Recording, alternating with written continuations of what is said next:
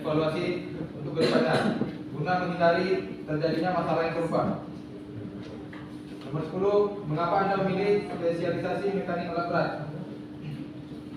Yang pertama terkait kebutuhan pekerjaan di perusahaan, di mana alat berat merupakan salah satu peralatan inti di dalam proses produksi, dan alat berat merupakan salah satu sumber bahaya K3 yang bisa berakibat fatality. Dengan memilih spesialisasi alat berat, diharapkan menjadi lebih ahli di bidangnya dan dapat melakukan pengawasan dan pelatihan standar kompetensi terhadap operator dalam hal perawatan harian, perbaikan, dan hal-hal yang harus diperhatikan saat mengoperasikan alat berat, yang mana operator belum mendapatkan standar kompetensi tersebut. Yang mana ini dilakukan untuk menghindari dari segala kecelakaan kerja akibat kelalaian operator atau kurangnya kompetensi dari operator dan menghindari rusaknya alat berat. Dengan begitu bisa tercapai produksi yang aman dan lancar dan kesejahteraan karyawan meningkat. Baik, saya akan lakukan ke nomor 11. Bagaimana kalau menghadapi stres di tempat kerja? Kalau saya secara pribadi, cara menghadapi stres biasanya itu salah satunya buat rumah rekan-rekan kerja biasanya. Kalau enggak jalan-jalan ke lapangan. Yang terakhir biasanya terus yang nomor 12. Mengapa kamu resign dari pekerjaan sebelumnya? Ini pengalaman juga. Jadi sebelum ke sini saya bekerja di perusahaan di bidang BTP lah. Jadi kenapa saya resign? Biasanya salah satu ingin meningkatkan skill. Terus yang kedua lihat juga apakah salary itu menjadi inti daripada kenapa saya resign. Nomor 13, pasti kami serahkan kepada Pak Kami. Oke, baik. Saya akan mencoba untuk menjawab soal nomor 13 sampai 15 ya. Yang pertama, untuk nomor 13, kontribusi apa yang bisa kamu berikan pada perusahaan? Sebagai karyawan, saya di sini mencoba untuk memaksimalkan kemampuan saya sebaik mungkin. Dengan apa? Dengan upaya untuk meningkatkan kemampuan serta mendapatkan istilahnya peluang karir yang bagaimana yang bisa diperhatikan oleh atasan. Jadi kita mungkin lebih istilahnya bekerja mungkin dikasih target 50%, kita harus coba kerja kalau bisa 60% gitu, supaya apa ya, supaya perusahaan sendiri mau gitu membayar kita dengan harga segini. Jadi mereka punya pertimbangan ke depannya, bisa dinaikin entah dari segi gaji ataupun jabatan. Mungkin untuk nomor 14, apa rencana hidup kamu di 5 tahun mendatang? Ini kayaknya pertanyaannya seperti interview ya. Kalau 5 tahun mendatang, yang pertama harapan saya baik dalam segi ekonomi, karir, kesehatan, dan agama. Dengan cara apa ya, saya akan berubahnya dari hal-hal kesalahan di masa yang sekarang. Terus apa saja yang kamu tahu tentang perusahaan? Maksudnya di sini perusahaan PTB ya. Jadi PTB itu salah satu perusahaan anak perusahaan dari Nansangdek dari Cina, salah satu perusahaan besar. Kalau nggak salah nomor berapa ya? Yang nomor 70 di China itu sudah termasuk besar loh. Jadi di PTB itu unit bisnisnya itu kalau nggak salah bergerak di bidang smelter, dari bahan mentah menjadi bahan setengah mentah yang nanti akan dikirim ke berbagai negara untuk diolah lagi. Contohnya misalnya dari kayak pembuatan plat, bilek, kapal otomotif, konstruksi, aluminium gitu. Terus sekedar mengetahui informasi PTB itu luas areanya lahan ini sekitar 2.333,6 hektar. Terus PTB sendiri memiliki beberapa divisi, departemen yang kita tahu: alumina, PLTU, waduk, biogas, dan batu bata. Saya rasa cukup sekian penjelasan dari kelompok 2. Aplaus untuk kelompok 2.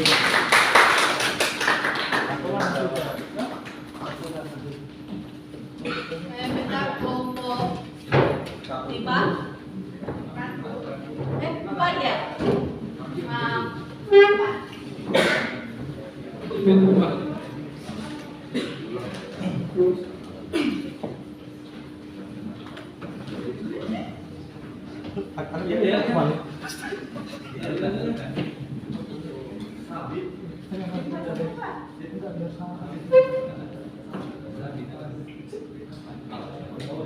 Assalamualaikum warahmatullahi wabarakatuh.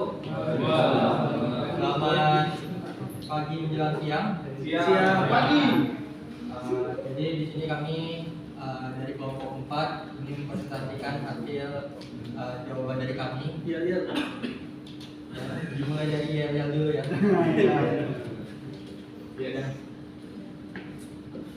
Ayo kelompok 4, ku yakin hari ini bisa. Kelompok 4 Jaya.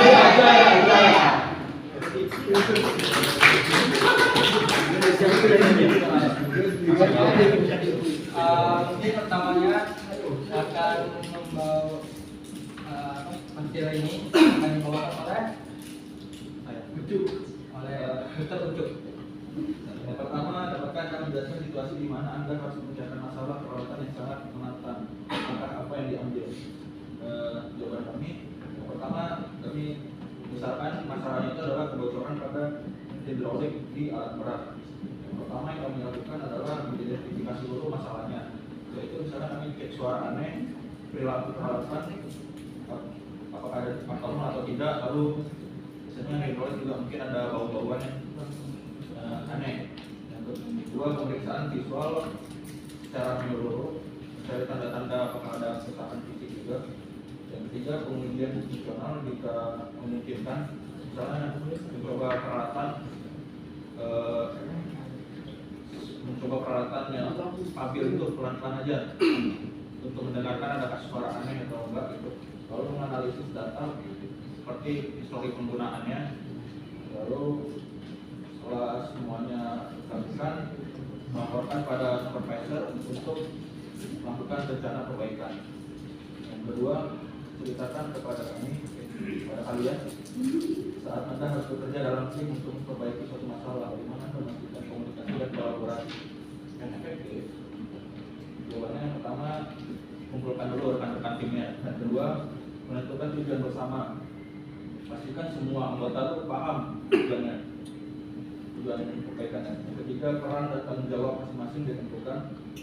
Yang keempat, mendorong komunikasi yang lebih terbuka. Yang kelima, jadwalkan pertemuan rutin. Lalu yang keenam, rencanakan perbaikan, pemecahan masalah, lalu melakukan perbaikan sesuai dengan tanggung jawab masing-masing. Lalu setelah selesai, evaluasi hasilnya.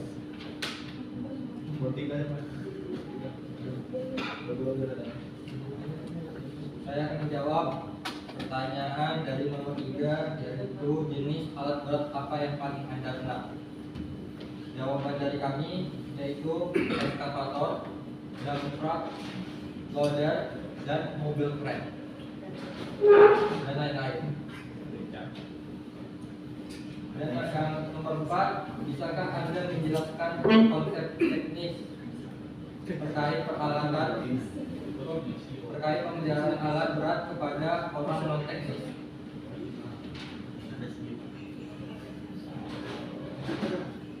Jawaban dari kami yaitu pemeliharaan alat berat adalah serangkaian tindakan yang dilakukan untuk menjaga alat berat berfungsi dengan baik dan aman. Dan mungkin nomor 5 dan seterusnya akan dilanjutkan oleh teman saya, Bang.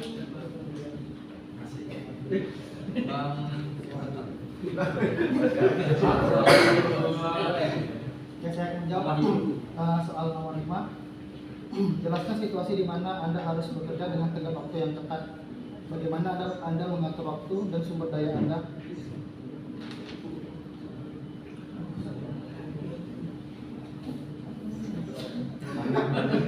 Ini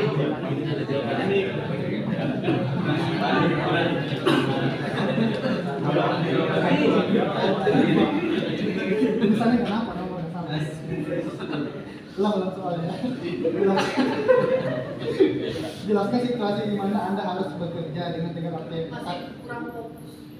Karena iya, bagaimana Anda mengatur waktu dan sumber daya Anda. Yang kami lakukan itu membuat manajemen waktu dengan baik dan dapat menggunakan tools pembantu seperti itu. Nomor 6, bagaimana Anda selalu mengikuti perkembangan tren dan teknologi terkini. Yang biasa kami lakukan yaitu melakukan sharing dan searching melalui medsos seperti LinkedIn, Instagram maupun website resmi perusahaan, dan juga mengikuti training untuk update diri. Artinya nomor 7 akan dilakukan kepada saya yaitu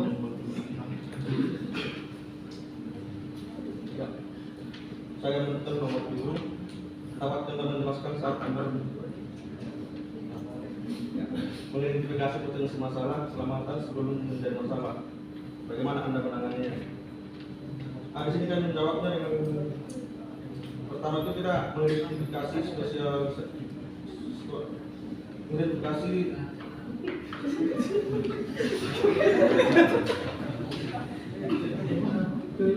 spesifikasi peralatan dan cara kerjanya. Yang kedua, mengetahui nilai ambang batasnya. Ketiga, inspeksi rutin. Dan keempat itu kita mengidentifikasi bahaya atau potensi bahaya yang terjadi. Nomor 8, proses tanda yang biasanya diikuti untuk perawatan rutin alat berat.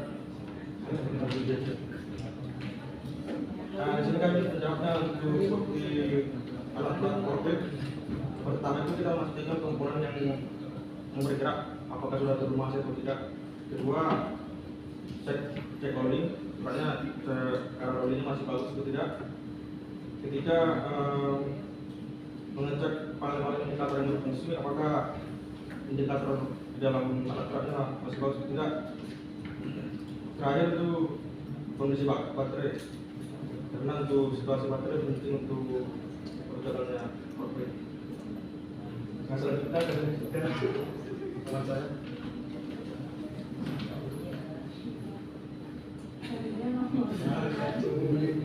Dapatkah Anda menjelaskan saat Anda harus menghadapi korban atau klien yang tidak puas, bagaimana Anda menangani situasi? Tanyakan pada pelanggan aspek apa yang tidak puas, lalu identifikasi masalah rencana perbaikan dan meningkatkan. Lalu nomor 10, mengapa Anda memilih spesialis mekanik alat berat? Karena beberapa peralatan lapangan berhubungan dengan mekanik seperti roda rem dan yang lain. Selain itu, potensi bahaya di alat berat sangat besar sehingga kami ingin mempelajari agar terwujud lingkungan kerja yang aman.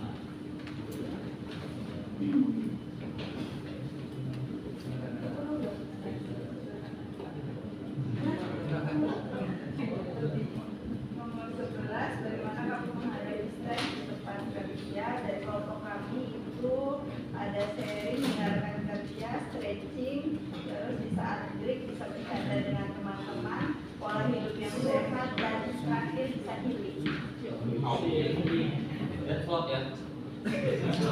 Nomor 12, mengapa kamu resign dari pekerjaan sebelumnya? Kita dari kelompok 4 di sini belum ada yang resign, jadi tidak bisa menjelaskan. Lalu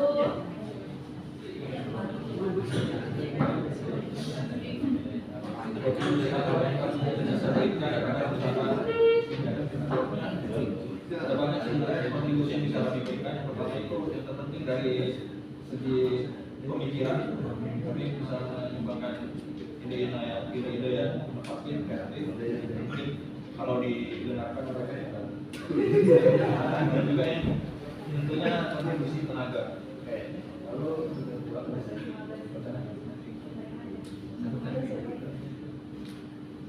Apa rencana hidup kamu di 5 tahun yang akan datang?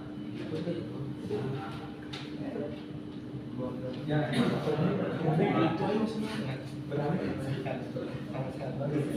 jadi kami rembuh dari kelompok kami itu untuk rencana hidup 5 tahun mendatang itu yaitu meng-up level karir kami di perusahaan ini, terutama di sini.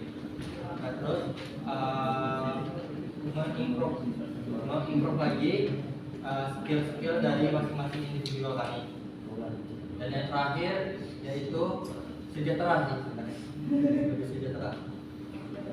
Dan yang ke-15, apa saja yang kamu tahu yang kamu ketahui dari perusahaan? Jadi yang kami dari komplek kami ketahui di perusahaan ini yaitu perusahaan ini bergerak di bidang smelter bauksit yang akan mengolah bauksit ini menjadi alumina yang setengah jadi. Dan perusahaan kami ini terdiri dari beberapa departemen yang kami ketahui sampai saat ini yaitu alumina, PLTU, Balingas, waduk, pelabuhan, dan batu bata. Mungkin sekian dari presentasi dari kelompok 4. Lebih kurangnya kami minta maaf. Wabillahi taufiq wal hidayah. Wassalamualaikum warahmatullahi Aplaus wabarakatuh. untuk kelompok. Selanjutnya kelompok terakhir kelompok 1.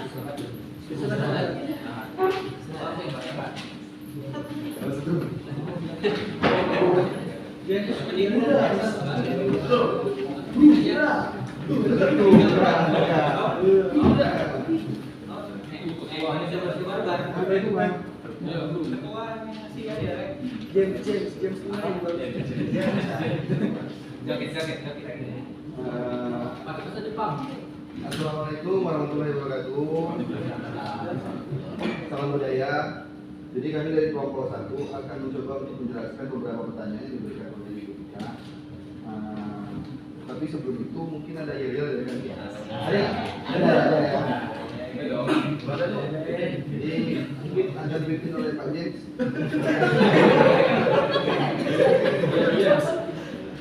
Kelompok 1. Satu kepala, satu telinga, satu mulut.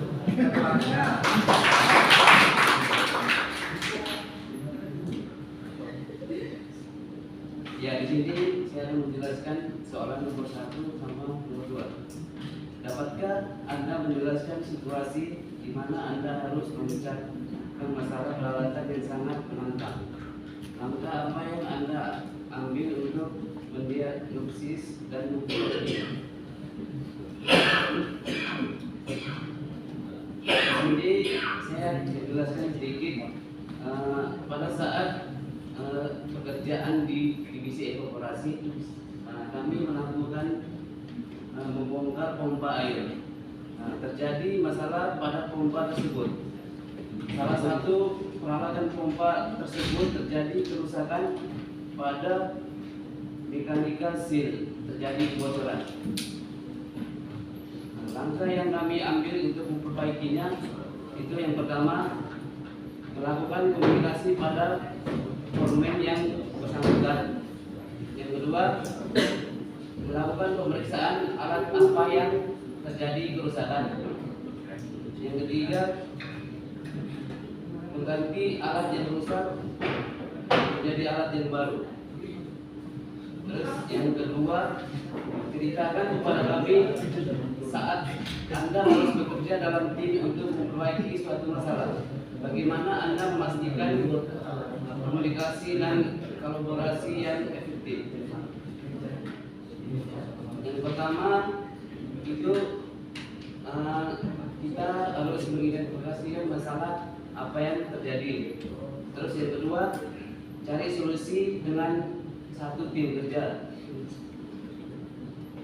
Yang keempat, hubungi pihak yang bertanggung jawab atas divisi tersebut. Yang keempat, pilih solusi yang terbaik. Mungkin selanjutnya akan dijelaskan oleh Pak Dede. Baiklah, di sini saya jelaskan. Nomor 3 jenis alat berat yang paling Anda kenal. 1 ekskavator, 2 loader, bulldozer, dan grader. 4. Bisakah Anda menjelaskan konsep teknis terkait pemeliharaan alat berat pada orang non teknis? Yaitu menjelaskan proses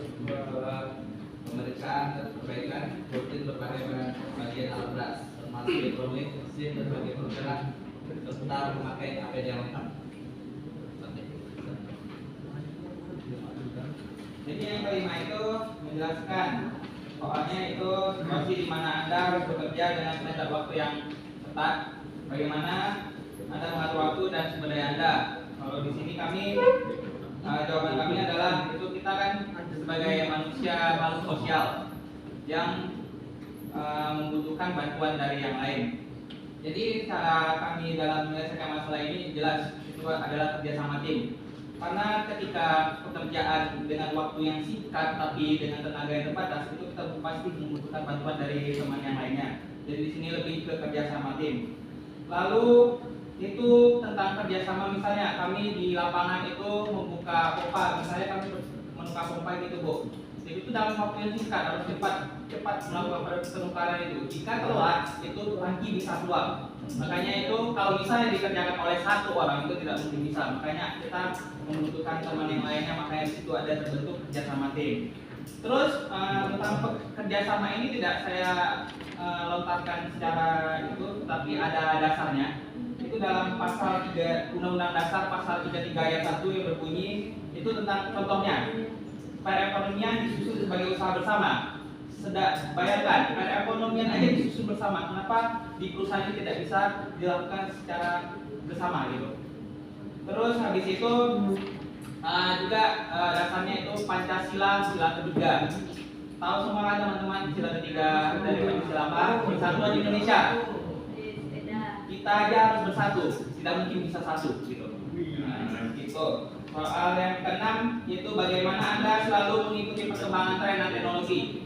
Ini itu kami sepakat ada dua cara yang bisa dilakukan, yaitu secara internal dan secara eksternal. Internal itu adalah berdiskusi dan bermusyawarah sama teman-teman rekan-rekan sekalian untuk mengetahui perkembangan tren itu seperti apa untuk saat ini. Terus bisa dilakukan secara eksternal seperti dari berkaca ke perusahaan lain atau divisi lain, atau bisa melalui website dan internet gitu. Terus penjelasan di sini tentang perkembangan teknologi ini memang dituntut dari Undang-Undang Dasar. Di Undang-Undang Dasar berapa? Yaitu Undang-Undang Dasar pasal 28C ayat 1 yang berbunyi setiap orang berhak mengembangkan diri melalui pemenuhan kebutuhan dasarnya, berhak mendapatkan pendidikan dan memperoleh manfaat dari ilmu pengetahuan teknologi, seni dan budaya demi meningkatkan kualitas hidupnya dan demi kesejahteraan manusia. Itu. Terus bukti dari perkembangan teknologi yang telah kita terapkan di perusahaan ini itu di divisi kami sendiri Bu. Itu awalnya misalnya kartu kami dulu kartu yang berat mutarnya itu secara manual. Sekarang alhamdulillah udah secara otomatis, jadi tinggal dipencet udah bisa dibuka gitu. Terus habis itu tentang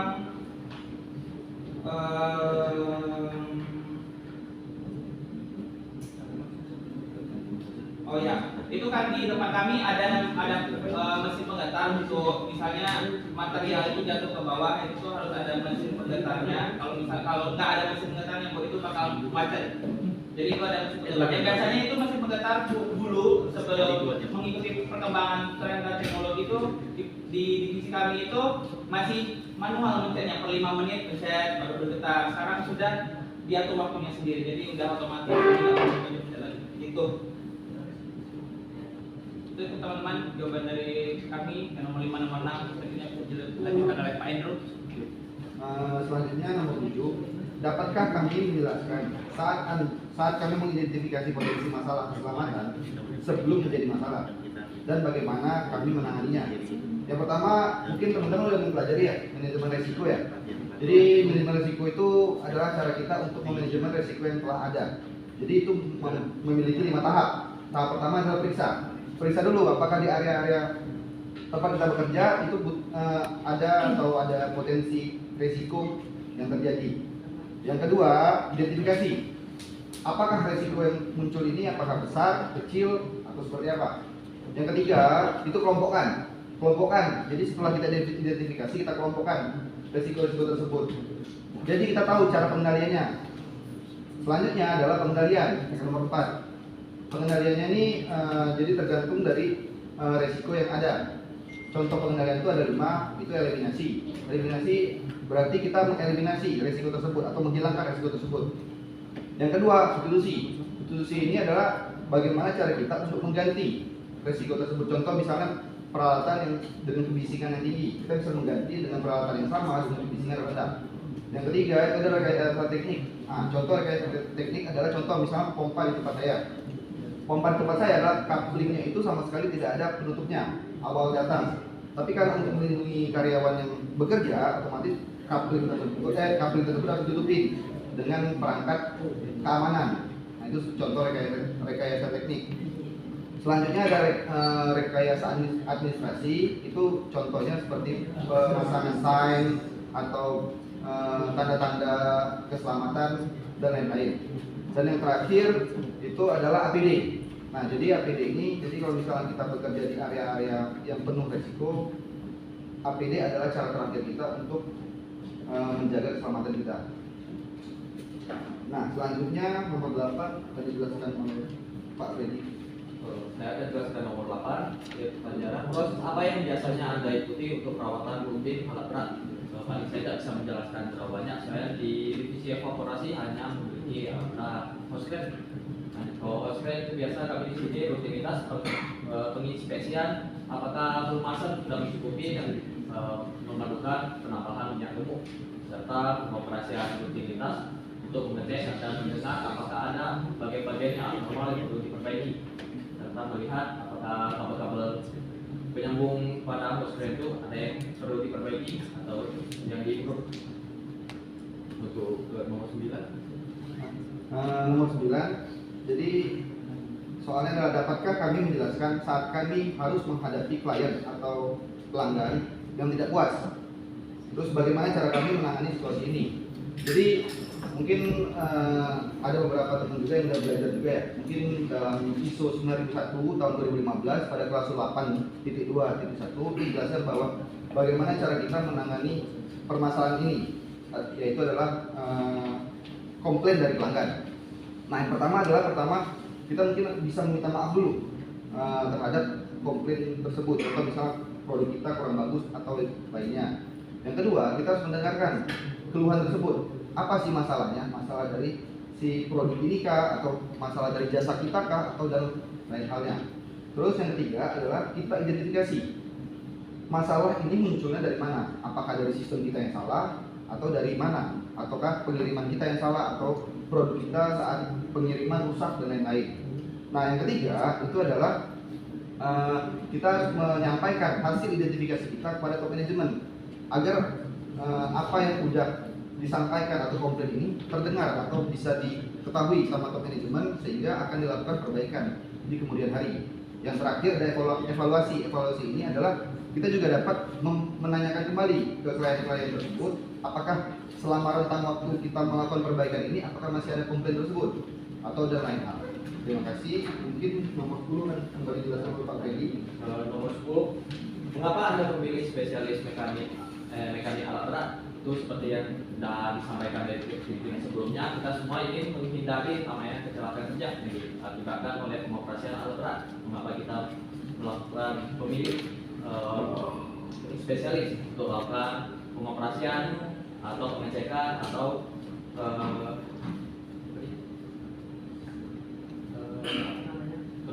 perbaikan, pengecekan, maintenance harian rutinitas dalam peralatan tersebut. Dan seperti yang kita tahu, terkadang ada yang bukan operator atau bagiannya atau operatornya yang pandai-pandai melakukan pengoperasian sendiri, karena dia tidak mengetahui apa yang harus diperhatikan, apakah itu bahaya atau tidak. Makanya kita dari perusahaan juga menekankan untuk kita memiliki spesialis alat berat pada setiap divisi. Itu yang bisa saya sampaikan. Selanjutnya lanjutkan Pak Yamin. Ya, bagian terakhir nomor 11, bagaimana kamu menghadapi stres di tempat kerja? Jadi saya bukan menghadapi sih, lebih menghindari stres di tempat kerja. Jadi sebelum menghadapi kita harus menghindari dulu. Pertama, buat lingkungan kerja yang nyaman, aman, dan sehat. Itu yang pertama harus kita kerjakan. Jadi sebagai orang yang bisa melakukan itu semua, kita harus berkoordinasi juga ke pimpinan. Biasanya saya biasanya berkoordinasi dengan pimpinan, yaitu pekerjaan yang levelnya sedang itu harus dikerjakan 2 orang minimal, jangan sampai 1 orang. Karena apa? Biasanya kita di situ bisa ada pencerahan untuk menyelesaikan masalah. Kalau sendiri terkadang itu yang membuat kita stres. Jadi kita harus buat lingkungan kerja yang nyaman, aman, dan senang gitu, seperti itu. Terus yang ke-12, bagaimana kamu resign dari pekerjaan sebelumnya? Ini kisah pribadi ya. Jadi sebelumnya saya bekerja di perusahaan yang bidangnya sama, Alumina. Sistemnya sama, semuanya hampir sama. Kenapa saya resign? Saya ingin dekat dengan keluarga. Tapi pas itu tahun 2019 ada COVID, jadi saya susah nyari kerja di daerah Tangerang dan Jakarta karena itu lokasi di rumah saya. Akhirnya saya kembali lagi masuk ke luar pulau, yaitu di Pulau Bangka. 13. Kontribusi apa saja yang bisa kamu berikan pada perusahaan? Kontribusi apa saja? Kalau saya biasa melakukan kontribusi yaitu adalah mengikuti peraturan perusahaan, itu dulu. Mengikuti peraturan perusahaan, semua aturan kita ikuti. Itu kontribusinya. Setelah kita mengikuti aturan perusahaan, kedepannya kita akan naik sendiri, kita akan nyaman sendiri, dan kita akan melihat perusahaan. Udah itu aja dulu, cukup. Nggak usah neko-neko yang lain-lain, minta gaji apa segala macem, udah kita ikutin dulu aturan perusahaan yang ada. Apa rencana hidup kamu di 5 tahun mendatang? Bahagia, udah itu aja. Nah, 5 tahun pokoknya bahagia, senang aja. 15. Apa saja yang kamu tahu dari perusahaan PT Baik? Yaitu ada Alumina, PLTU, Bata, Waduk, lalu juga mana lagi? Main gas, ya itu aja. Untuk ya. Jadi yang tadi untuk semuanya berapa juta ton itu tadi diterangin Pak Rawi, jadi gitu aja lah. Oke, atas untuk nomor 1.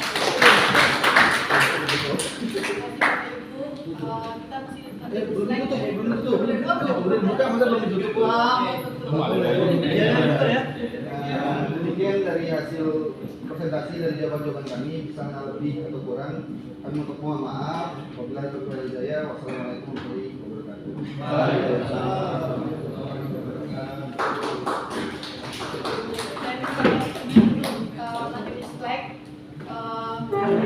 Bapak Ibu, makasih ide-idenya, dan salah satunya yang saya katakan itu, alhamdulillah ilmu yang saya kasih dan teman-teman yang lain kasih ilmunya sudah terserap di situ. Oke, kita lanjut tahap berikutnya, tahap ketentuan pengawasan K3 mekanik, perencanaan pembuatan, pemasangan, penggunaan dan pemeliharaan. Hal-hal umum yang harus diperhatikan adalah bahan yang digunakan, perlindungan terhadap bagian yang bergerak atau transmisi, pengawasan terhadap alat-alat pengaman, prosedur tentang perbaikan dan operasi, penetapan mesin yang memadai, pemeriksaan dan perawatan berkala, data alat yang jelas, kebersihan lingkungan, tenaga operator dan kewajibannya. Dapat kita lihat di peraturan perencanaan dan pembuatan di bab 8 pasal 135 Permenaker nomor 05/Men/1985. Ini persyaratannya K3 tentang operator. Yang pertama itu pemeriksaan sebelum operasi, yang kedua pemeriksaan pada saat pemula operasi, yang ketiga prosedur pengangkatan beban, yang keempat prosedur pada pekerjaan berbahaya, yang kelima perhatikan keselamatan selama beroperasi, yang keenam load indikator, yang ketujuh lever indikator, yang kedelapan indikator beban dan radius, yang kesembilan perlengkapan keselamatan kerja. Bahaya pengoperasian dan pencegahan. Di sini saya bagikan dua. Yang pertama penyebab, yang kedua pencegahannya. Yang pertama penyebab itu terbagi 8. Satu, minim pengetahuan yang kurang kesadaran operator terhadap K3. Yang kedua, pengangkatan barang kurang stabil. Yang ketiga, lebih kapasitas maksimum. Yang keempat, pengereman mendadak. Yang kelima, kurangnya pengetahuan kondisi jalan atau lingkungan. Yang keenam, menjalankan alat terlalu cepat.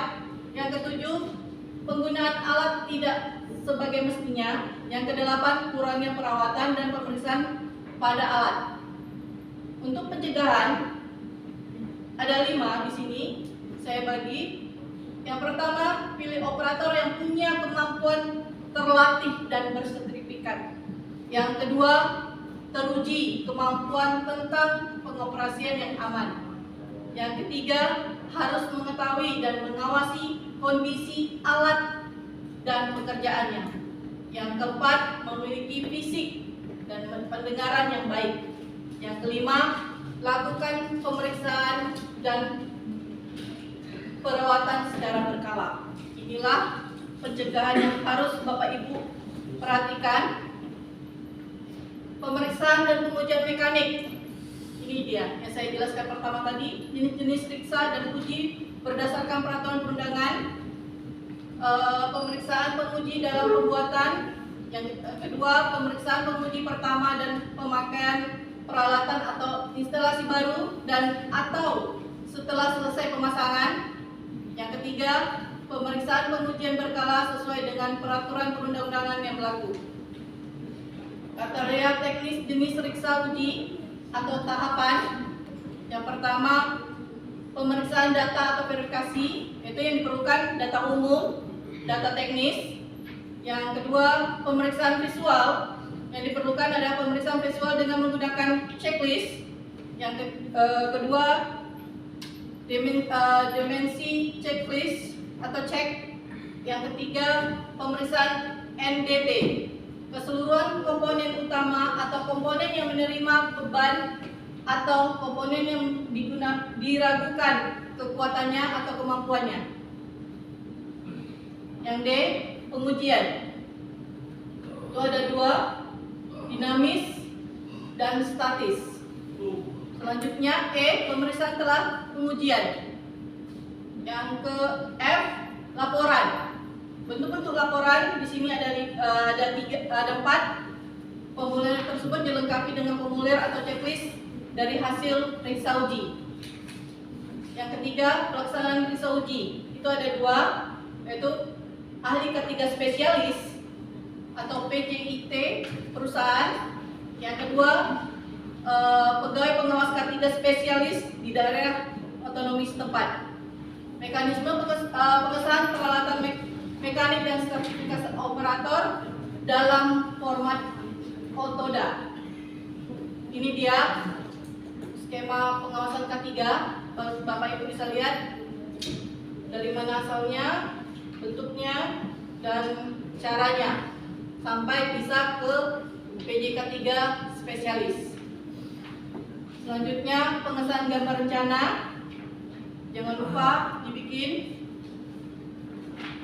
Selanjutnya, objek pengawasan K3 atau peralatan teknis K3 yang dipasang atau dioperasikan tetap di tempat kerja dalam kabupaten atau kota.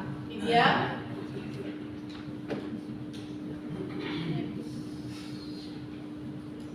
Personil bidang K3 mekanik, yaitu ada 2, bisa mempunyai kemampuan, memiliki keterampilan.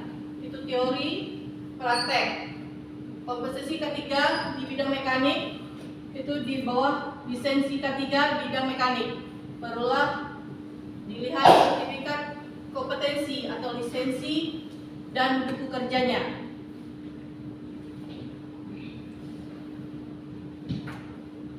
Personil K3 pesawat tenaga dan produksi dapat dilihat di bab 8 pasal 110 dan 119 Permenaker nomor 38/Men/2016. personil K3 angkat angkut di Permenaker nomor 9/2010. Sekian dan terima kasih.